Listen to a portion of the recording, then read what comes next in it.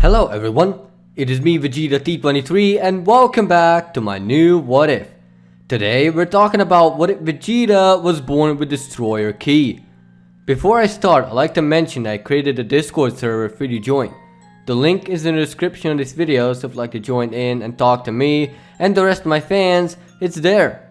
I'd also like to mention that I created an Instagram so you can survey my very uninteresting life. I mainly post Osu stuff. Now back to the video. In the last part, we discussed the Cell games and how Goku had some trouble with Cell.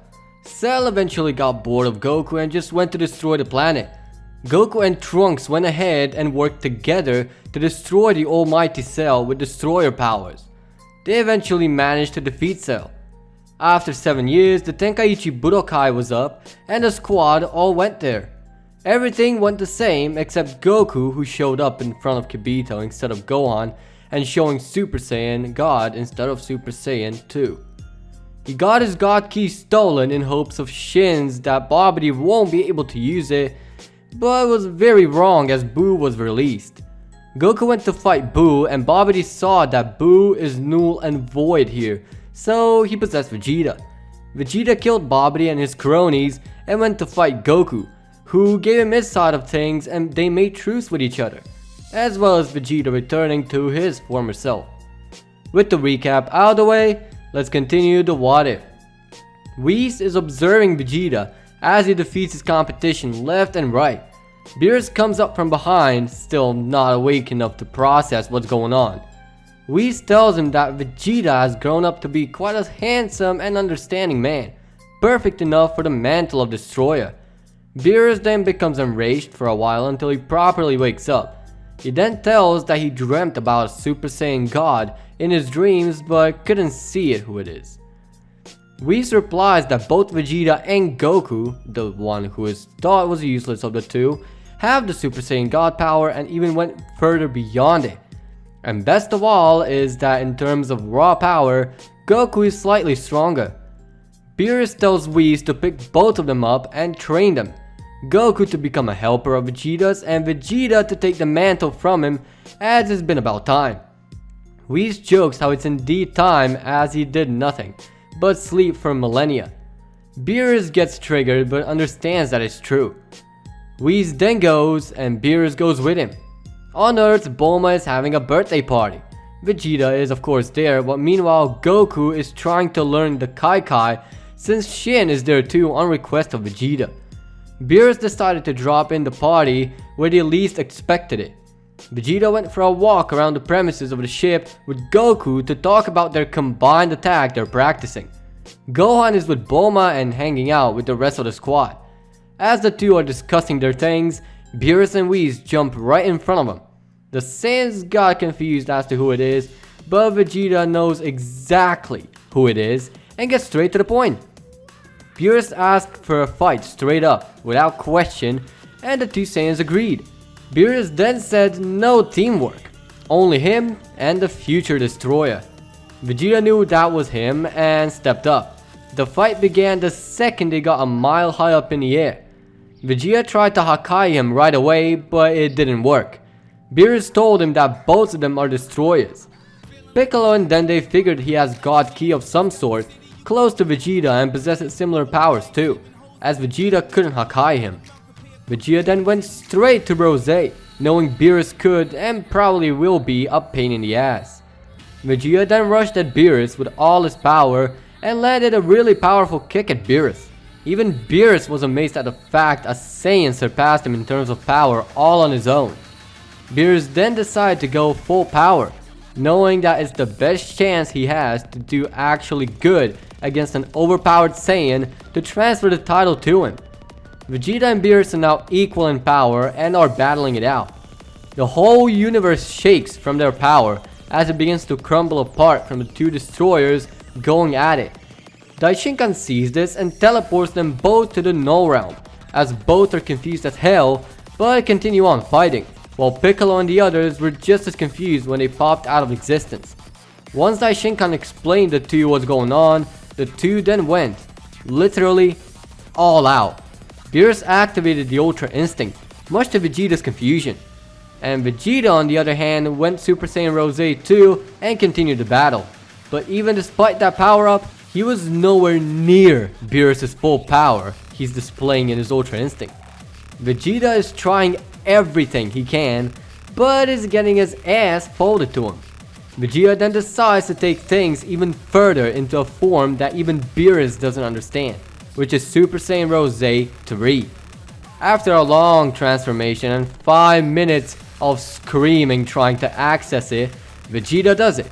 Vegeta then stacks his destroyer power on top, so that he can get a slight boost out of it, while Beerus is calmly waiting. Once he finally completes his transformations, Beerus attacks knowing everything is done. Beerus is folding his ass of course, but Vegeta starts getting the hang of it and rapidly increasing his strength, catching Beerus off guard and landing quite a few punches on his body. Everything goes according to plan until Beerus powers up, exerting more energy and attacking back. Vegeta is trying to keep his composure up and goes into defensive, being slightly pummeled but successfully takes the battle even higher up, this time about to go all out. Vegeta is getting angrier by the minute that a mere cat has humiliated both him and his father back on planet Vegeta, so he wants him to suffer the same fate, using his fullest of power and rushing Beerus. Beerus appears to have some trouble, and after a nice little fight that almost destroyed the entire universe, Beerus then realizes he has reached his peak, so he plans to end it peacefully. Vegeta powers up the last attack and fires it, which actually kills Beerus and makes Vegeta flash in a spectacular flash of colors and lights. Vegeta has reached a transformation called Indigo Destroyer, accessible to only destroyers that were born as destroyers and not trained to be destroyers, just like our Vegeta. Daishinkan considers the battle a close and congratulates Vegeta on becoming a destroyer, and also congratulating him on surpassing the strongest destroyer they had so far in Universe 7. Vegeta is confused as to who this mysterious Whis lookalike is. Daishinkan explains himself and tells him to follow him. Vegeta gets to Daishinkan and they go to Zeno's realm, where Vegeta meets Whis and Zeno. Zeno sees Vegeta as a new destroyer, and Whis congratulates Vegeta on becoming a destroyer at long last. Daishinkan then explains it all, that Vegeta's power he generated against now his base power level, and is channeled in the form of that Indigo Destroyer form he's in right now. Vegeta asks Whis for a mirror, and once he gets it, he sees his hair glowing iridescently blue and purple, making him open his mouth wide in complete shock. Daishinkan then continues on how Vegeta is now the strongest destroyer in the multiverse, and how not everyone is as strong as him, telling him he can defeat a fusion of every destroyer and their counterparting the Supreme Kai combined into one being.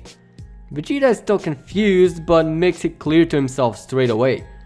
With Vegeta now a destroyer, he gets to pick his new home planet.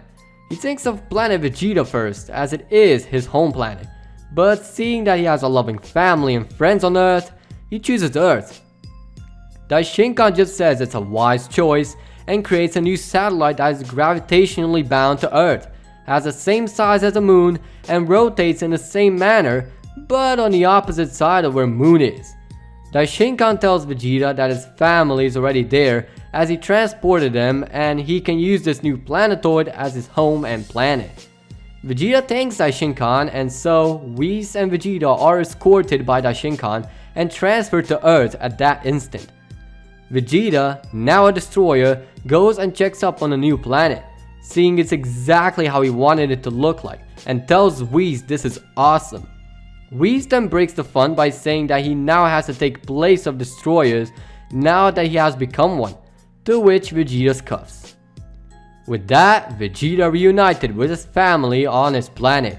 Goku Kaikai is there to check it out, and the two Saiyans start sparring, while Whis and Bulma talk and eat, along with Trunks. And with that, we're leaving things be for now. Thank you for watching. If you want me to stream right after this video, then click dislike. But if you liked the video, hit that like button. If you'd like me to cover your idea in the near future, comment down below. And as always, peace out.